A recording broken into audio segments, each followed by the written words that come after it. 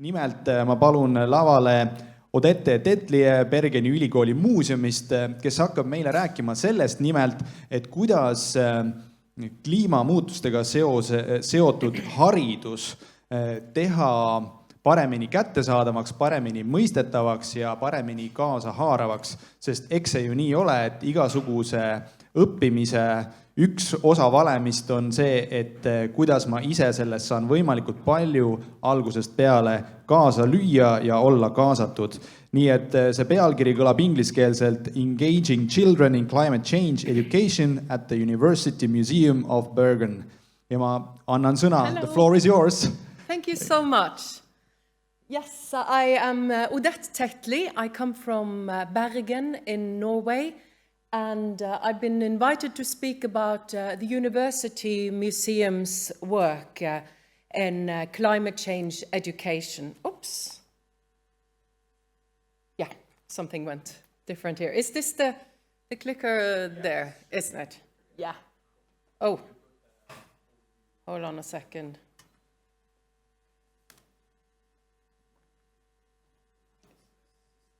Yes, thank you. Väikse abi eest ja ma samal ajal ütlen ka, et ka meie Norra külalisele samamoodi saate küsimusi esitada kirjalikult, et kui te vaatate workshopi keskkonnas, on siis puu, kus on meie tänane kava, et ka selle ettekande ja meie külalise nime taga on siis nupp nimega küsi. Pange kenasti kirja oma küsimusi, võivad olla inglise, võivad olla eesti keeles ja katsume neid siis samamoodi lõpus ka esitada. So we should be moving. Yeah, that's just a second. You're not supposed to see all these slides now. No, yeah, that's fine. That's usually what happens when I'm on floor. We'll come back to you in a bit. Yes. I think I'll just start. So, thank you. Yeah, you can start, but otherwise you can just tell how was your travel? It was very fine. It was quick, and I had only 30 minutes in Arlanda. And I stayed last night in Tallinn and walked around the old town, and it was beautiful. I was also here last year, so I'm very, very happy to be back. The reason I was invited was because we had a collaboration last year and the year before with University of Tartu and University of Tallinn. So we had visitors coming to Norway. And we also visited back to Tartu and Tallinn last year. So I'm very, very happy to be back. Thank you so much for inviting me.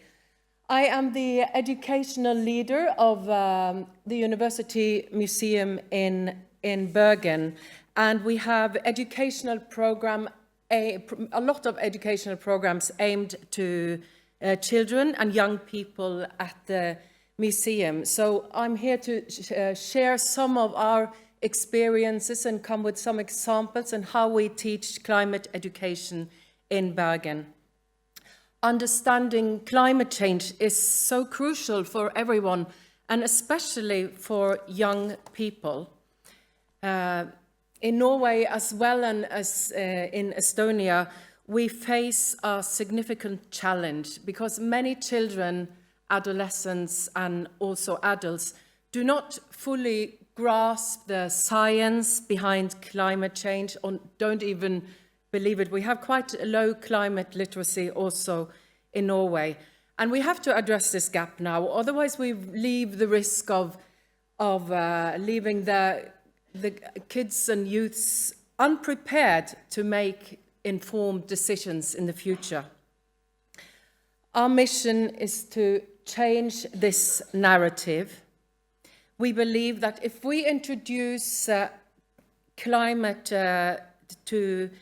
change in engaging ways, the children would grow up equipped with the knowledge and skills to be leaders who can tackle the crisis. Today I will share to you how we at the University Museum approach climate education and why and some of the educational methods that we use at the University Museum to make the education both learning and both meaningful and enjoyable. We have developed various educational programs designed to simplify these complex issues. And we use a lot of engaging and interactive methods, not methods that I'm using now. We never stand and talk and hold lectures, so I'm sorry about that, but you are welcome to my workshop later. We're going to do more active learning then. So, how do we teach? We know that classroom teaching, the traditional classroom teaching, often falls short. So we employ a lot of diverse learning methods at the museum.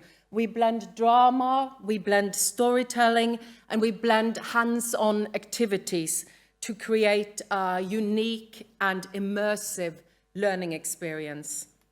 So in the programs, children are never passive representatives of information.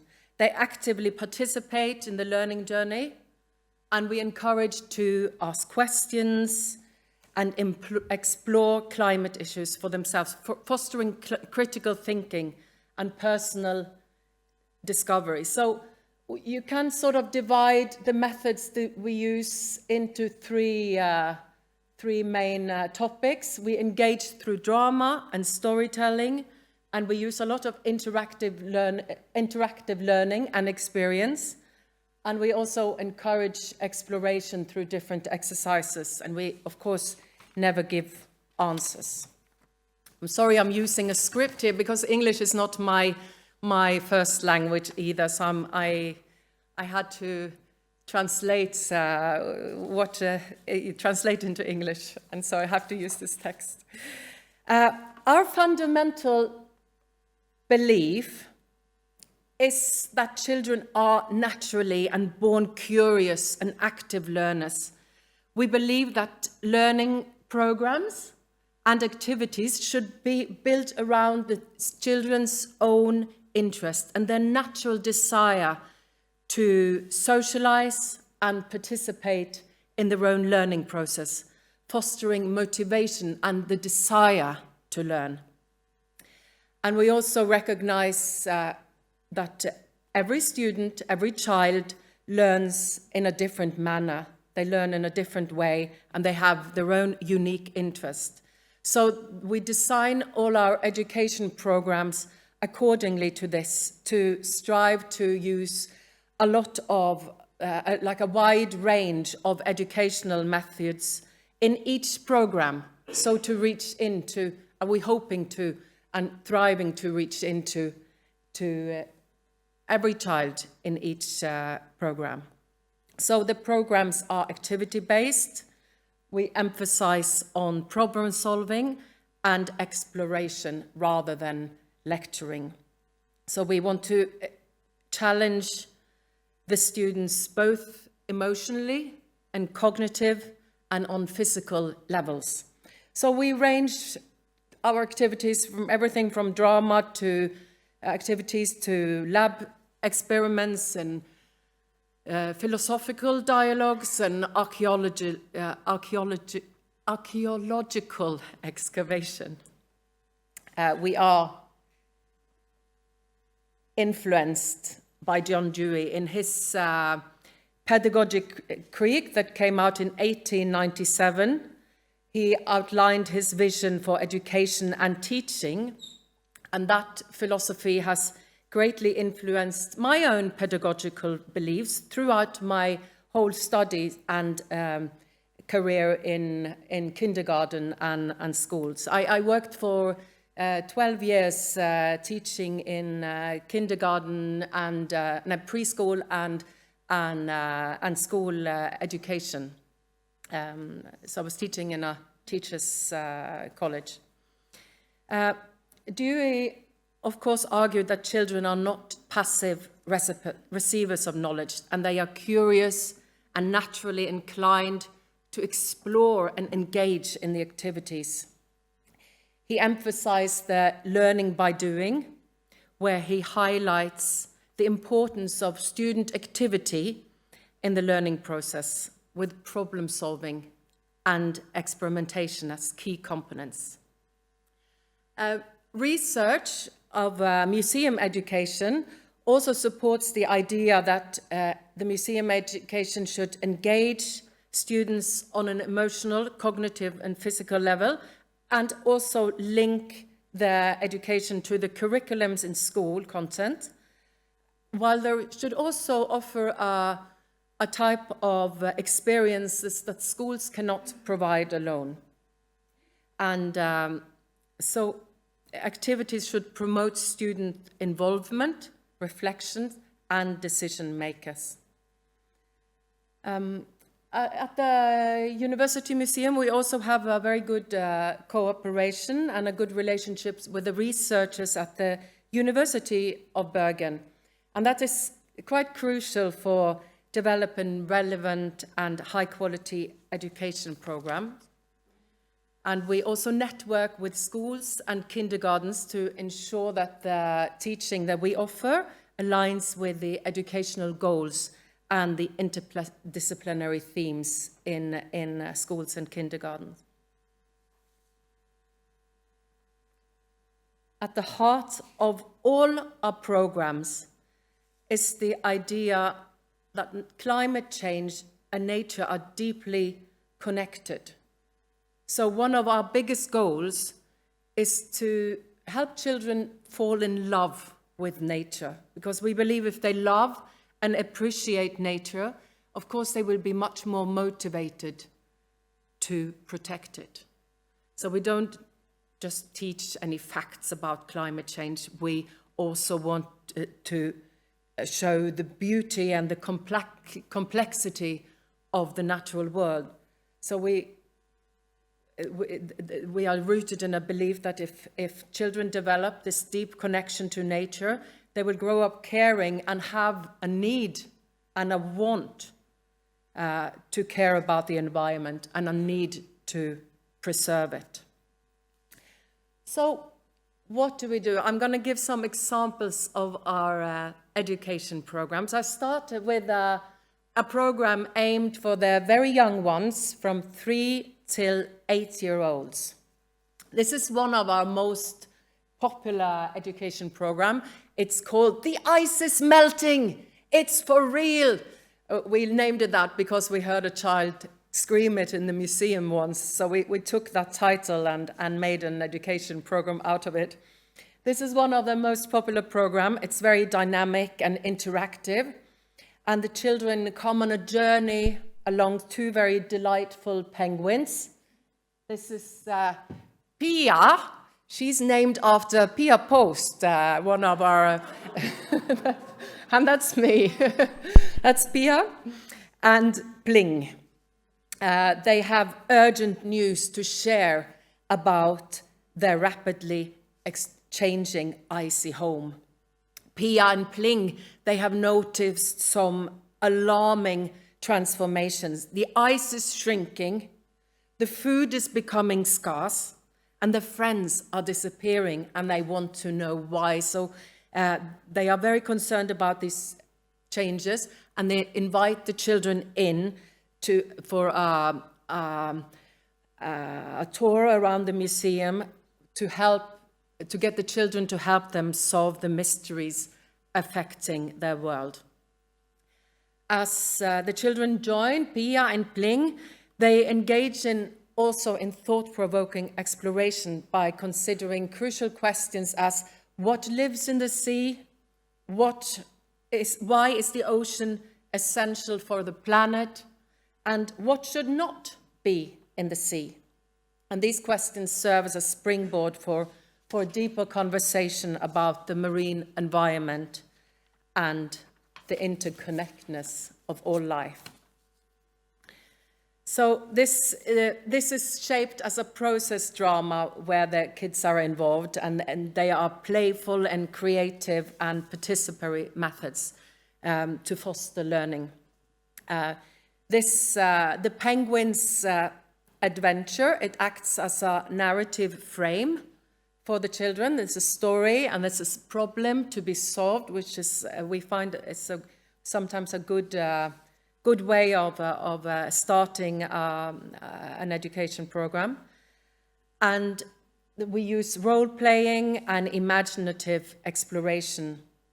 So the kids are encouraged to express their thoughts and ideas and feelings about environmental issues through game making, really.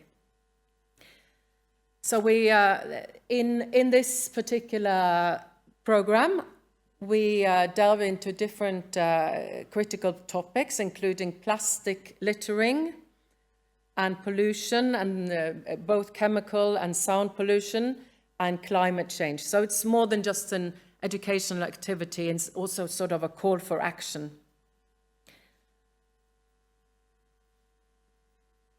Another example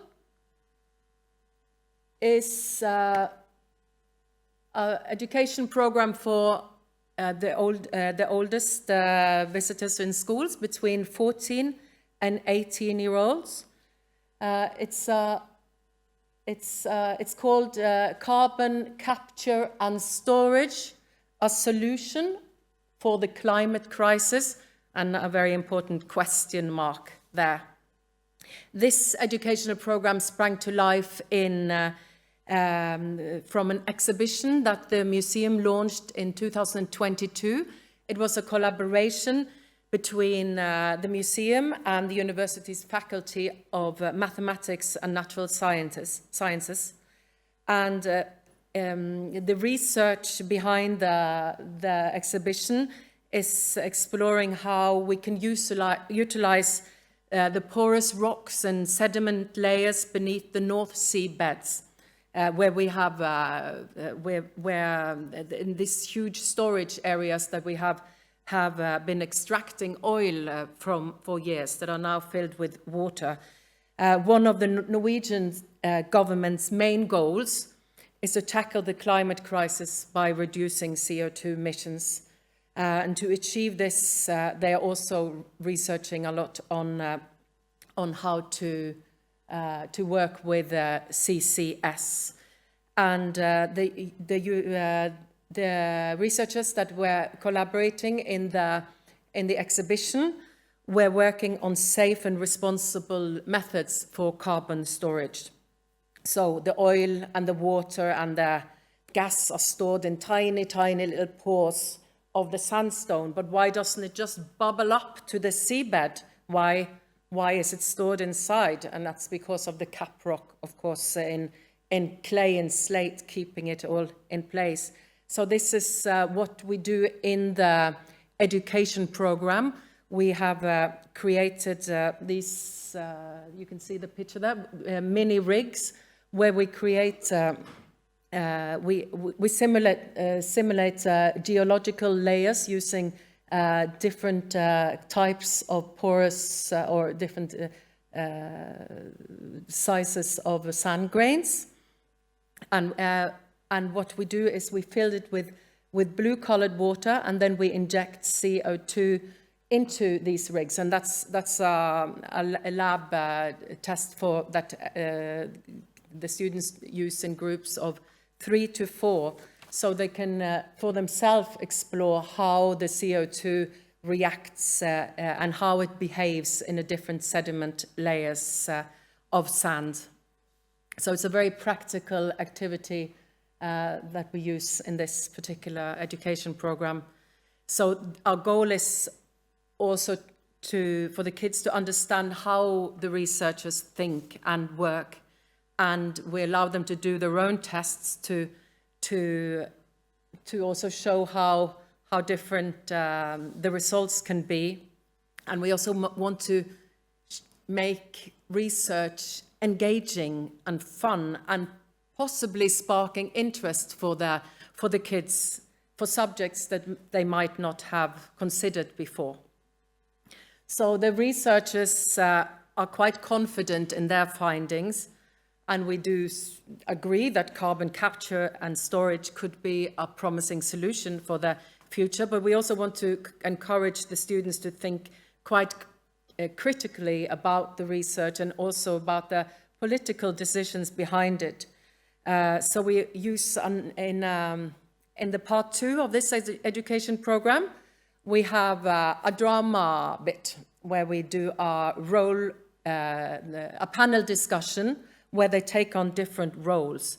We spark a discussion with quite bold statements such as, we should not waste resources on carbon storage, let's focus on cutting consumption instead. Or very bold, coming from Norway, as long as we make good money from oil, we should keep searching for it and extract it. Or, protecting ocean life must take priority over human needs and economic growth. So in this activity, all the students are given different roles with diverse viewpoints, and we find it's quite fruitful to work in that way with youths, because what we see is between 14 and 18, not everyone has dared to speak out in their own feelings and their own meanings. So using role play, you are forced to have a view and a viewpoint, and it's maybe something completely different from what are your own beliefs, but it's sometimes easier to do a debate as someone else, and we see that they engage themselves more, and we have more fruitful discussions from different views using role play. So I'm going to have a workshop later on today. I'm not going to be talking for half an hour, but I invite you to join in a debate, and you all get different roles. We have room for 20 people in that role play. I hope to see some of you there. So in this program, I sum up, the youth learn about what is CO2, how does it affect the atmosphere, what's the consequences, and what can be solutions for capturing and storing it in the future. So we use very simple and visual explanations to help them understand these processes. And I think by introducing also technical solutions and that they can do themselves, we also teach that climate change is not just hopeless, and there are maybe some solutions, and maybe they can become the researchers researching on how to find more solutions.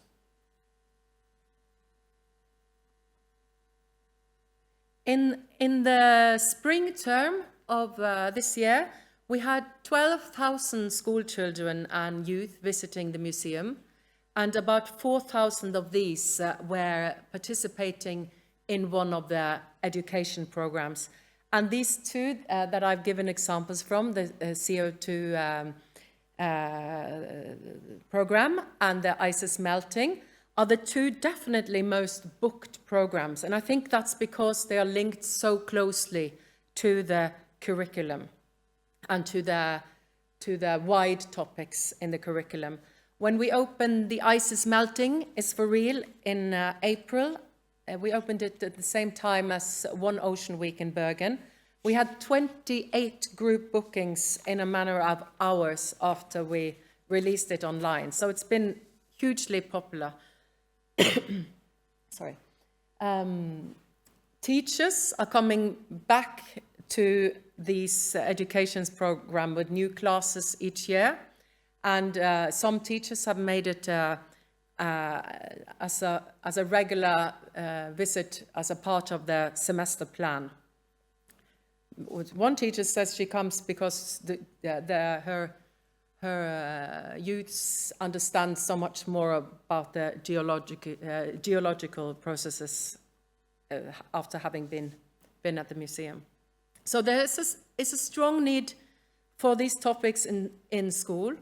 And it's a strong need that we develop programs for the schools, because the climate and the changes in the world and in the climate and new research comes out so much quicker than the school's curriculum is turning. So there's a need for being presented to what is happening right here and right now, and that's where the research from the university is the direct access to the reach. The education programs at the museum is the direct access to what is the research going on in the university right now. Yes, so we have a few other educational programs that we are releasing very soon. The Climate Riddle is for students aimed between 5th to 7th grade, and it focusing on human-induced climate change. And also in this program, we use group activities, we use storytelling, and we use creative expression. And it's aimed to deepen the kids' awareness for environmental challenges. It has 3 primary objects, which is to increase awareness and stimulate critical thinking and inspire action. And this program is going to be very exciting. We have 7 different tasks for the kids, and each task is sort of addressing one specific aspect of climate change. Task 1, we get a message in a bottle from the plastic whale. Has anyone heard of the plastic whale in Bergen? No, it's about 7 years ago now. There was a whale that swam very, very close to the harbor, and it behaved in a very odd manner. And researchers and specialists could not understand. They tried to sort of chase it out to the deep sea again and away from the shore, but it kept coming back and looked very ill. So ill that they had to put it down. And the researchers from the university and from the museum was there when they opened the guts on the whale, and it had about 47 plastic bags inside its guts. So it was very ill, and it had taken over all its ingestion system, and it became quite a big case of it in Norway, and was on the news in many countries in the world. And the whale skeleton is now a part of the whale hall in the top floor of the museum.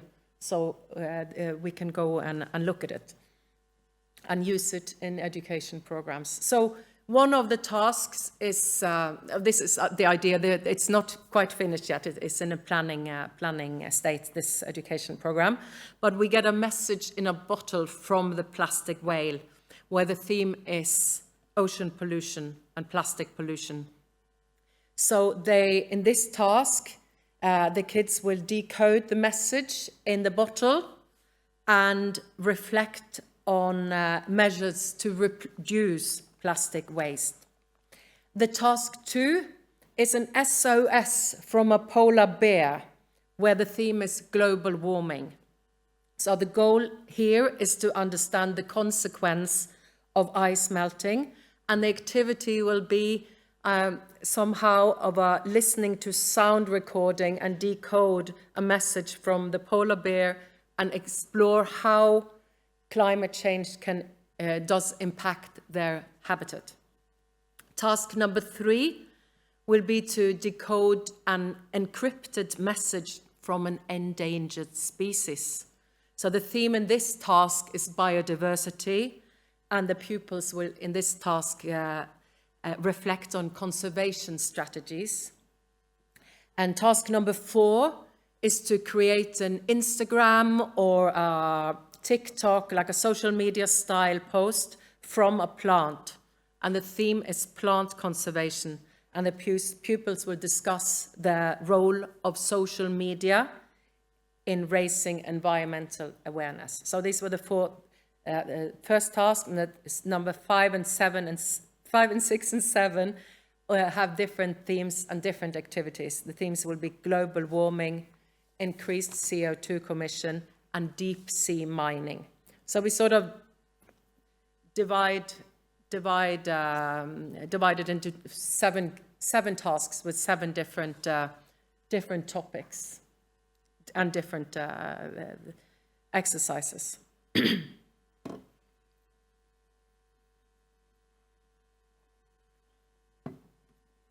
So it's quite a holistic approach to teaching, and we do a lot of interactive and reflective discussions through these tasks. Another new project coming up is, the title is for now, The Humans and the Ocean. This is a program aimed for 8th till 10th grade, and it's aiming to deepen awareness of the relationship between humans and the marine ecosystems. With the pressing challenges of ocean pollution and climate change, this program is equipping students with knowledge and skills for environmental stewardship. Also, this is divided into different themes, themes as human impact on the ocean. We will examine both the positive and negative effects of human activities on marine ecosystems. And one theme is plastic pollution. And also this we will investigate the story of the plastic whale, but investigating origins of plastic whales and its journey into the ocean and the impact on the marine life. And sound pollution, how the sound pollution affects marine life. And in this program, we will use exploratory stations, where they will rotate between 6 to 8 different stations, each focusing on a specific theme connected to ocean's health. So they also contain hands-on discussions. For example, one is to explore sand samples from nearby beaches to see if we find microplastic. And I do have sand samples from every beach around Bergen, and there is microplastic in each of my samples. So through these educational programs, we highlight both positive and negative aspects of human interaction with nature. And we want to help the students understand this balance we must strike between utilizing natural resources and protecting the environment. We use, as you have seen, a lot of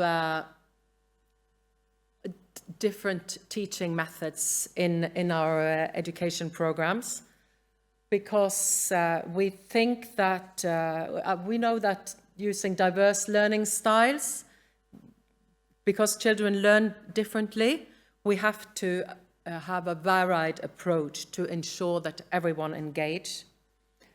We think that these diverse teaching methods will promote engagement. We think that it will bring attention and motivation to the kids. And we think it encourages critical thinking and supports individual interest.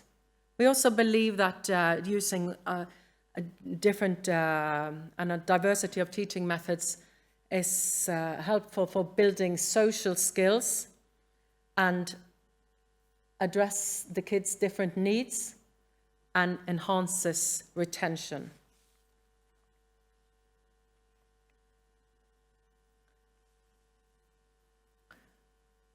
So one of our primary objectives is to inspire students and motivate them for further learning, and turning the museum into a place for lifelong learning and repeated visits.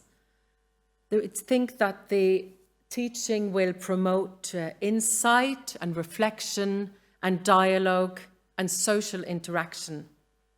We also want students to gain experience in involvement and decision-making to foster democratic competence. So we do strive to always find methods that enhance students' participations and opportunities for independent thinking, including insights into research processes and critical thinking. We do know that many of the students and the kids that come to us, they are there maybe for their first time, and many are there for maybe the only time. Despite that we have a note that we have equal opportunities in Norway, the reality is often very different. And many of the students in the university and people going to higher education come already from academic background. The pathway of where you're going in life is very often predetermined. You have a route that you're supposed to follow. So we're trying to make this maybe the first and maybe the only meeting with the university exciting and showing that there's a place for everyone. We want everyone to call it our museum, and also thinking maybe research is something for me anyway. Maybe this is my path. So, we want them to find it. Our goal is more to have an exciting and enjoyable experience rather than teaching only facts. So the main point of my talk here today is how we do the teaching.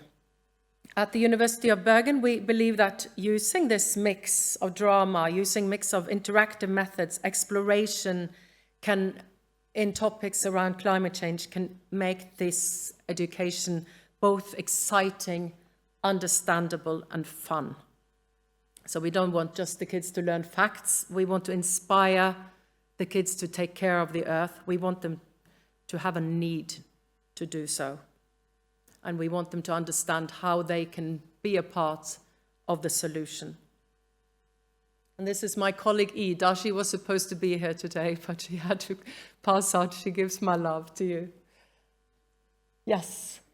So thank you so much for your time and for inviting me. And I'm very happy to answer any questions you might have.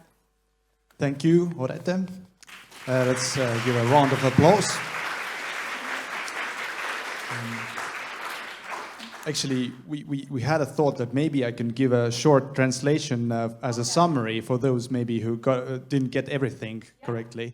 And then you can just relax a bit and wait for questions, because probably we get more in that case.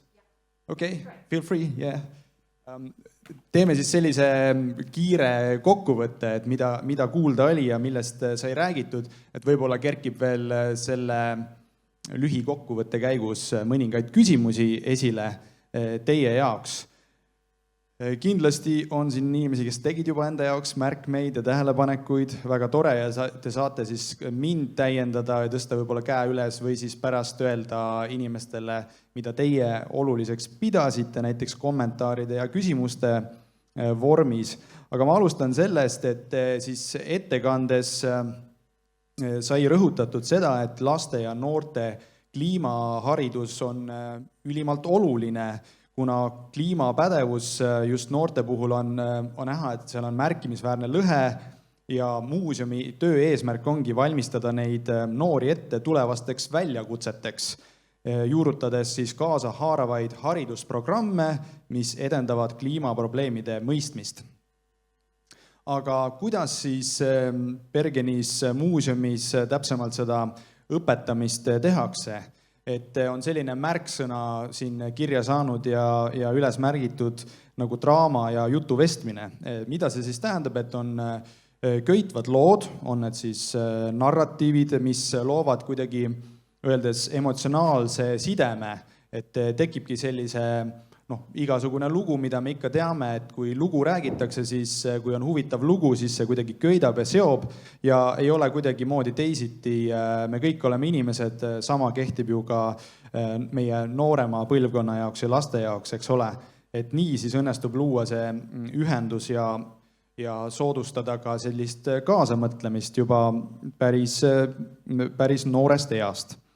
Siis järgmiseks on märksõna praktilised tegevused, mis on ka üldiselt iseenesest mõistetav, eks ole, et praktilised katsed julgustavad edasi uurimist ja tegelikult ka sealjuures kriitilist mõtlemist ja annab sellise vahetu tegelemise võimaluse, ehk siis kui võib-olla päris noorte puhul räägitakse ikka, et mäng on väikese inimese töö või mäng on lapse töö, siis igasugune tegevus on ikkagi see, mis meid teemaga hästi seob ja aitab ka kaasamõistmisele.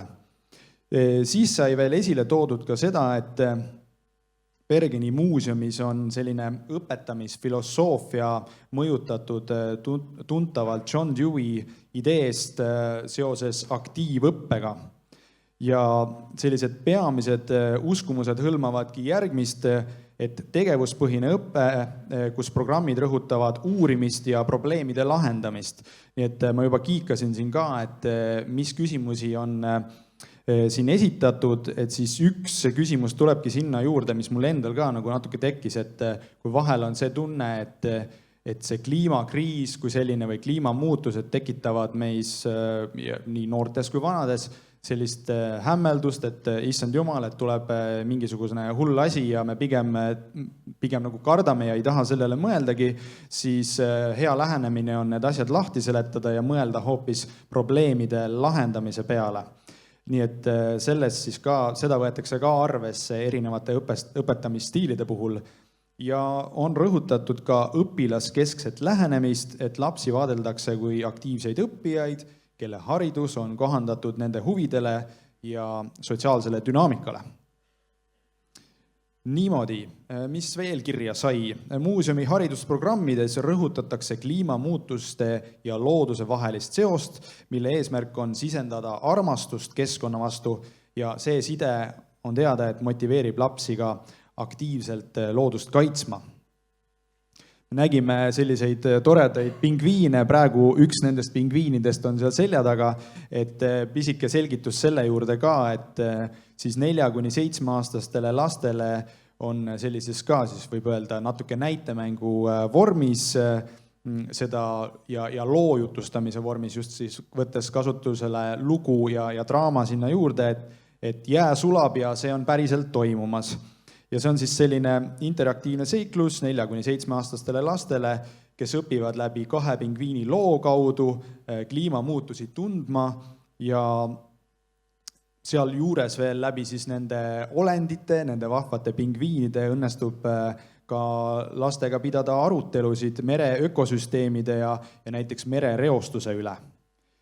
Siis me nägime ühte sellist pilti, kus oli näha väike akvaariumi sarnane anum, kus sees oli vesi ja seal puhul siis räägiti süsihappegaasi kogumisest ja säilitamisest ja miks mitte siis väikese mudelkeskkonna ehitamine, kus on veekogu silmaga näha ja veekogu põhi ja kuidas see CO2 ja kuhu ta paikneb ja kuhu teda koguda ja säilitada annab, kuhu ta ka looduslikul teel koguneks.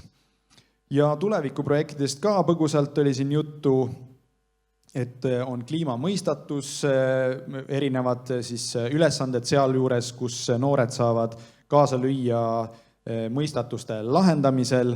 Need on siis interaktiivsed ülesanded, mis keskenduvadki inimtegevusest tingitud kliimamuutustele ja selle eesmärk on inspireerida õpilasi tegutsema ja ka samamoodi nende kriitilist mõtlemist. Siis on programmis ka tulemas Inimesed ja ookean, see on 8–10 klassideni mõeldud programm, mis uurib inimeste mõju mere ökosüsteemidele ja sealjuures rõhutab ka vastutustundlikku majandamist ja praktilisi lahendusi ookeanide terviseprobleemidele.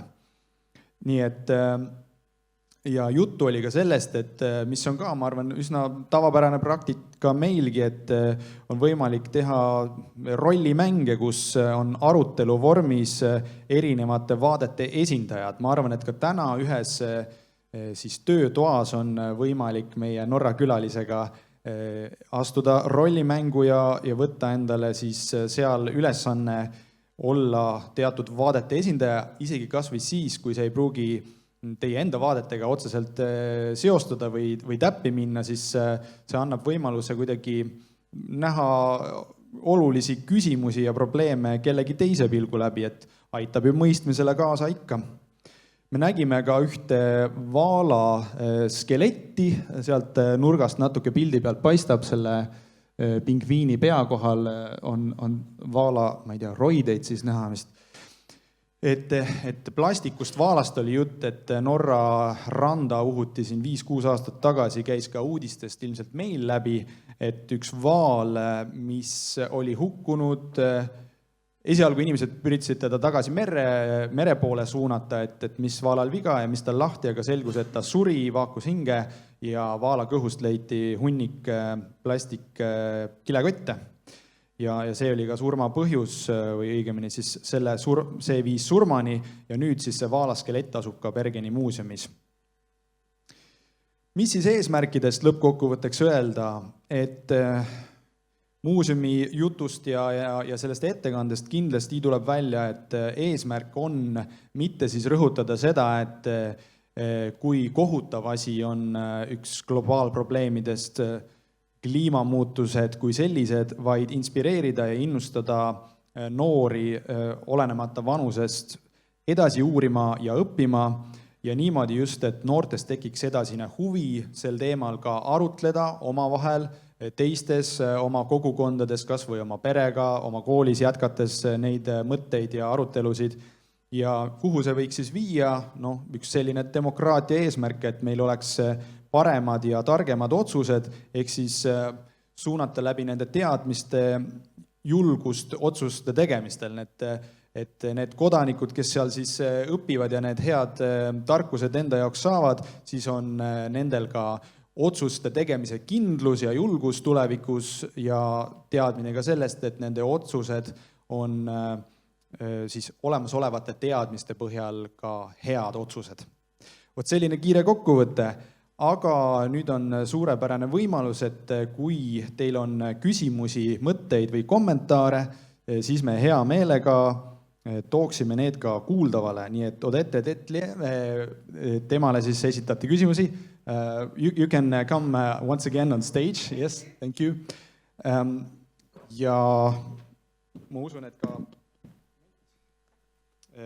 usun, et ka workshopi keskkonnas on neid küsimusi juba tekkinud, enne ma vähemalt seda nägin. So our first question goes like this. Actually, this was one thing that was on my mind as well. How to prevent panic in children? Because, sometimes they talk about the climate change and crisis and the end of the world. So how to prevent panic in children? I think to prevent panic, to show some solutions, show that to also present not just everything that's going wrong, but also present research on how things on examples that things that are actually working. For example, preserving. For example, species that are coming back that have been, what's it called, that has been endangered but are now growing in numbers again. To show that how to work against can be a part, can also have good results. So that they can also engage in being a part of finding to have the solutions. Yeah. Thank you. I don't often. I find it's actually more difficult to engage, to see that there's a problem and we are part of it, than to, I don't know how it is here, but the big wave of climate stress and panic has left the youth a little bit now. I think that the new youths, it was more activism of 3-4 years back than what it is now. It seems to have quietened down a little bit, which I think is alarming. I want a little bit of panic back, please. Yeah. So a quick translation. Põhimõtteliselt on siis küsimus kõlas järgmine, et kuidas siis seda kliimapaanikat noortes vältida ja vastuse tagantpoolt ettepoole tulles, et on näha, et selline kliimapaanika vähemalt siis Norra näitel noorte seas on pigem vähenenud.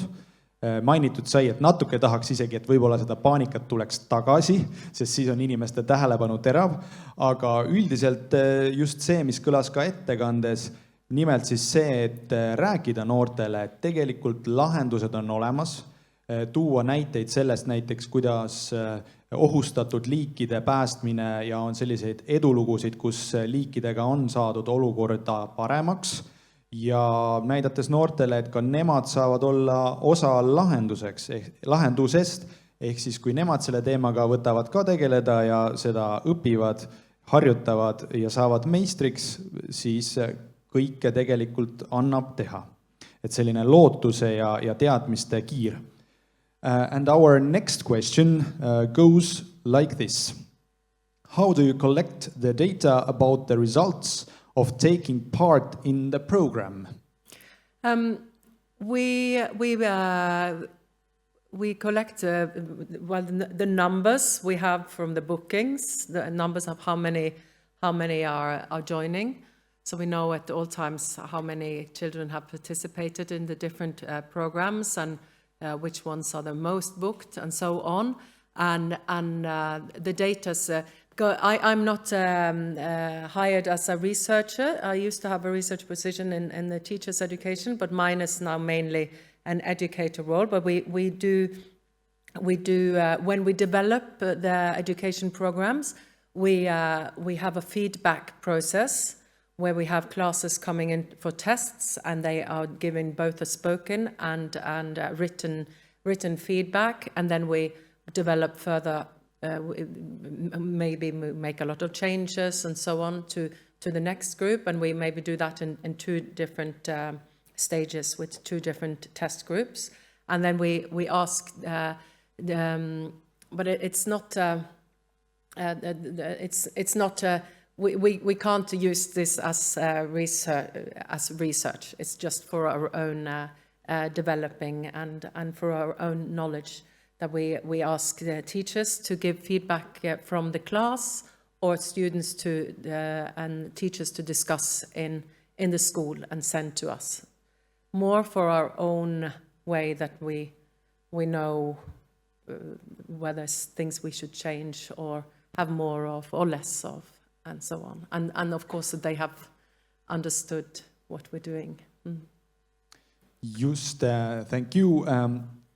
Põhimõte siis, kuidas sellist andmestikku saada, kuidas on õppeprogrammi tulemustega, et siis vastus kõlas järgmiselt, et ikkagi pigem on see selline tagasiside küsimise vorm, et kas siis näiteks kooliõpetajalt, kes oma rühma või lastega sinna programmi külastama tuli, et nad näiteks diskuteerivad pärast hiljem, mis neile meeldis, mida annaks parandada, mis neile meelde jäi ja ka veendumus sellest just, et kas see programm ja sisu jõudis kohale, et siis noored annavad läbi oma õpetaja, läbi siis nende klasside selle tagasiside. Küll aga kui nüüd küsimus puudutas ka seda, et kas seda kuidagi uuringutes nüüd edasi kasutatakse, siis praegusel juhul me saime vastuse, et praegu veel mitte.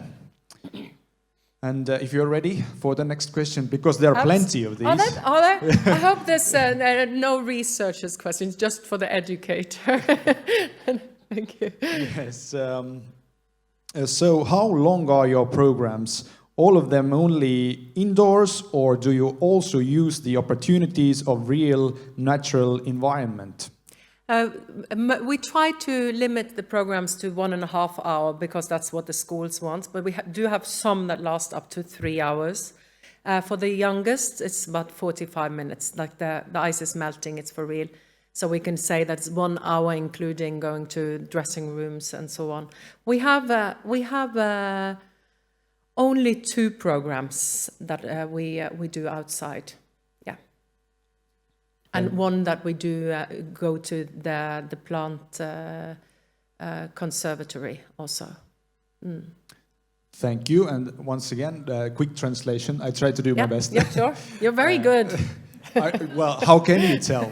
Maybe I'm not. I can hear it by the flow. Sounds okay. Yeah. Thank you for that. Niisiis, küsimus selle kohta, et kui pikad on programmid, on noorematele lastele 45-minutised ja üldiselt 1,5-tunnised. Väljasõppe kohta nii palju, et on seal 2 sellist programmikest, 2 klassi, kus ollakse täitsa vabaõhus ja 1 koht oli siis seoses taimede või siis et ütleme, et 2+1, et on tõesti, õues õpe on väga reaalne ja 1 osa sellest, ülejäänu praegusel juhul toimub siseruumides. Kas võime liikuda edasi järgmiste küsimuste juurde? Kuidas näod on? Ei ole ju väga väsinud, kõik on väga reipad. Kui tahate, võite vabalt ka ise vahepeal püsti tõusta ja ennast natuke ringutada, aga meie läheme järgmise küsimuse juurde. So, first of all, a comment. Amazing work. Thank you. How many teachers do you have in museum and who finances your work? We are, it's a university museum, so it's the state, it's a government-funded museum. I'm the pedagogical leader, and we have Björn and Ida. They are museum educators, and we work together with researchers and teachers to create we have now, if you go in and book today, you can book 15 different education programs. So we create and we teach our educators these programs.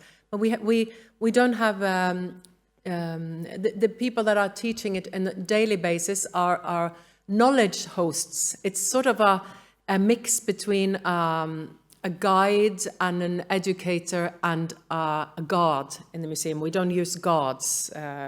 We quit that in 2019.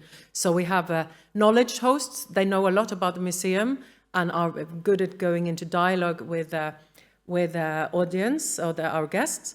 And a lot of them they are students, so they work in only 20% positions while they're doing a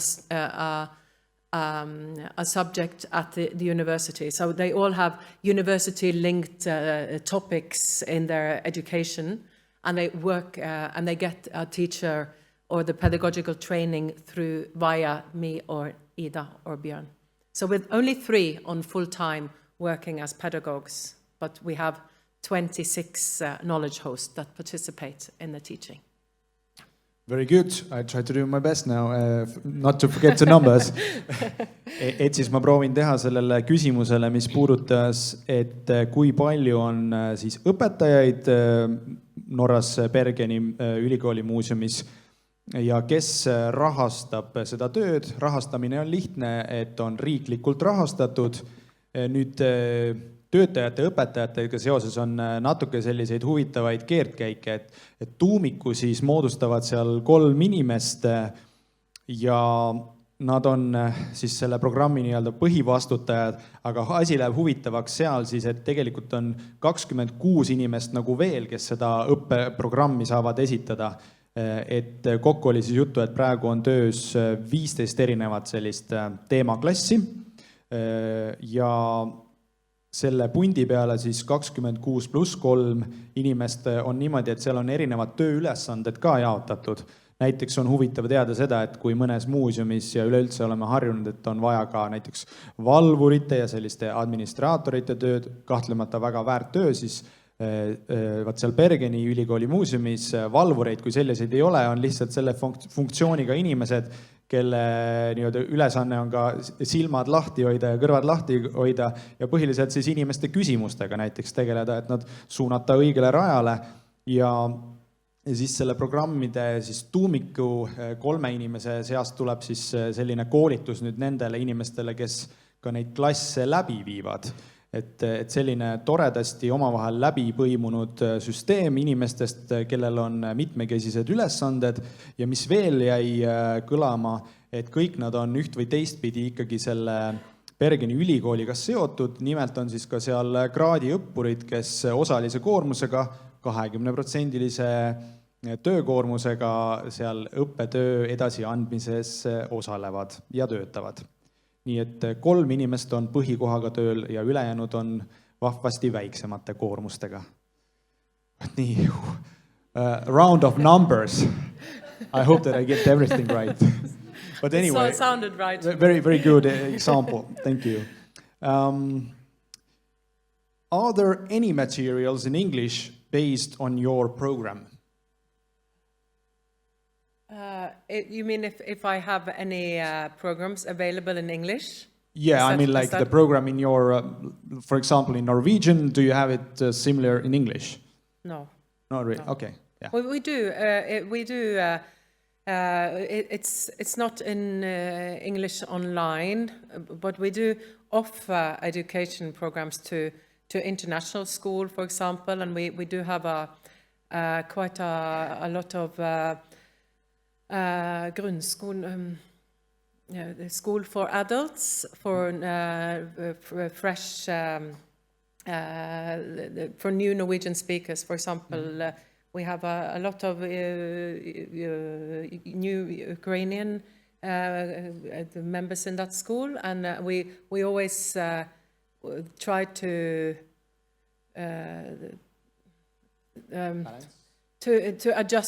adjust in. And we also adjust to different special needs schools and so on. So we adjust both language and we do hold the education programs in English too, if it's a question for that. But the material is not in English. But if you want me to send it to you, I can use this new tool, you know. But yeah, deep language or something maybe. Yeah. Well, thank you. Yeah. Et lühikokkuvõte siis küsimusest sellele, et kas nende õppematerjalide puhul võib oodata, et neid on ka inglise keeles. Lühivastus on see, et ei, nad on praegu norra keeles. Küll aga jah, kui teil on huvi nende vastu, siis võib-olla saab mingeid trikke teha niimoodi, et kui see norra keel panna kuskile tõlkeprogrammi, et vaatame, mis sealt siis välja tuleb, et lahkesti on võimalik neid saata. Küll aga siis on selliseid, ma ei ütleks, et kohandatud programmi, aga ütleme sellist õppesisu inglisekeelset, kui selle vastu on kindel huvi näiteks rahvusvaheliste, siis kõlas seal ilmselt õppijate osas või näiteks kui on riiki sisserännanud inimesi, näiteks oli siis jutu ukrainlastest, Ukraina pagulastest, et siis luuakse nagu seda õppeprogrammi nende jaoks, kas või täiskasvanute koolituse jaoks või täiskasvanute kooli jaoks. Nii et midagi sellist. Loodetavasti rahuldab see küsimuse vastuse puhul. And we have plenty of more actually, but let's try to do our best. What is the basic conclusion of the CCS workshop? Is this an important solution for reducing greenhouse gas emissions? It's a part of the Norwegian government's way of reducing CO2 emission, because we have such vast storage areas where there's been gas, water, and oil before. So it's a part of it's not it's started but it's not. And it's a part of the research, and they're hoping it's going to be a part of the solution. For me, it's also a little bit a political question, because it's many think it's, and you can think yourself, is this greenwashing? So what was the question? The basic conclusion of the workshop. It might be an important solution, but it's also huge costs connected to it, and it doesn't stop us consuming more. It doesn't stop the consumptionist world. So it's sort of maybe now you're asking my political. I think it's putting a little bit of plaster on top of it. But in the workshop, we ask at the conclusion of the workshop. I tend to end it a little bit when it's different, depending on what kind of students that are there. But a part of the solution will, the conclusion will always be if they have better ideas for reducing CO2 emissions. If the students, as we say that this is the government, this is one of their solutions. What would your suggestion to the government be? And they write it on different notes, and we read them out, and we also ask, so what are you willing to do yourself? That will always be part of the conclusion, because we don't want to conclude, and it's not a conclusion. It's just a try for how to reduce. Yeah, sorry. Thank you.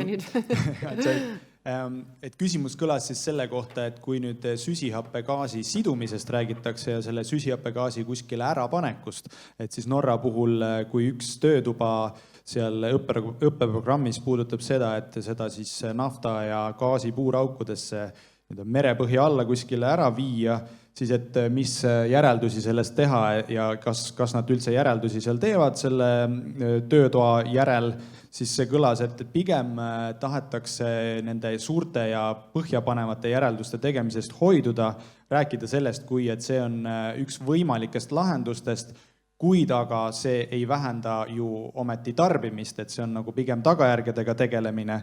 Ja näiteks kui noortelt selle töötoa järel küsida just seda, et aga mis oleksid nende soovitused nende valitsusele, nende juhtidele, et kuidas süsihappegaasi sidumist paremini teha või üldse vähendada süsihappegaasi emissiooni, siis pigem see on selliste arutelude ja paremate lahenduste pakkumise kokkuvõtete voor, võiks niimoodi öelda.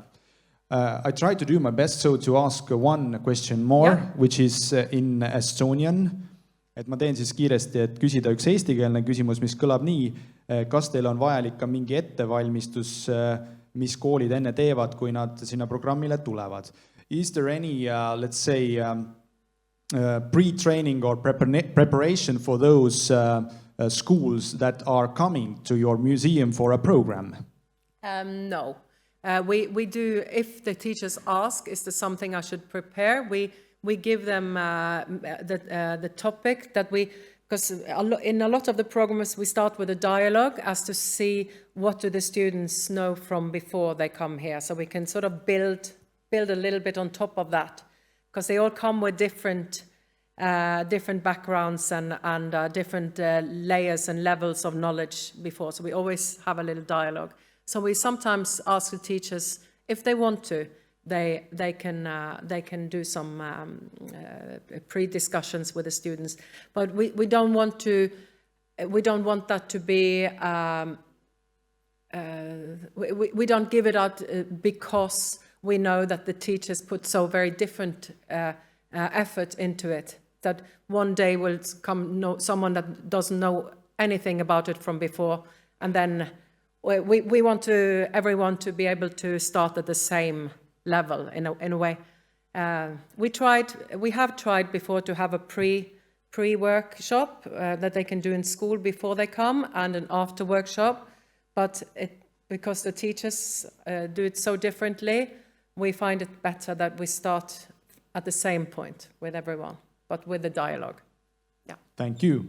Ehk siis vastus küsimusele on see, et ei eraldi ettevalmistust ei nõuta, küll aga on täiesti vaba valik, kui näiteks koolis või klassis tahetakse enne pisut sellel teemal, eesootaval teemal arutelu pidada, aga oluline on siis alustada mingis mõttes ikkagi nullist ja sellisest esimesest dialoogist, kui noored sinna muuseumisse oma programmi tulevad. Kas teeme ühe suure aplausi veel Odettele. Thank you very much once again.